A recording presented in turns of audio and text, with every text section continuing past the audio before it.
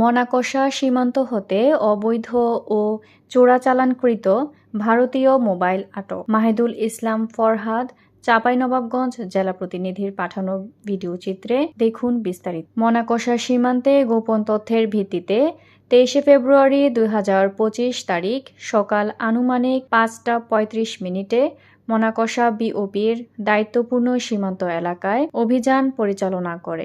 অভিযানে চাঁপাইনবাবগঞ্জ জেলার শিবগঞ্জ থানাধীন বাবুপুর ইউনিয়নের বগলাউড়ি এলাকা থেকে লুকিয়ে রাখা অবৈধ ও চোরাচালানকৃত 32টি ভারতীয় মোবাইল উদ্ধার করে। উদ্ধারকৃত মোবাইল চাঁপাইনবাবগঞ্জ শুল্ক কার্যালয়ে জমা করার কার্যক্রম প্রক্রিয়াধীন। এ ব্যাপারে চাঁপাইনবাবগঞ্জ ব্যাটালিয়ন 53 বিজিবি এর অধিনায়ক lieutenant colonel Mohammad Moniruzzaman PSC বিষয়ের সত্যতা নিশ্চিত করে। Mahjabin Sadia, news desk, daily news Bangla 24।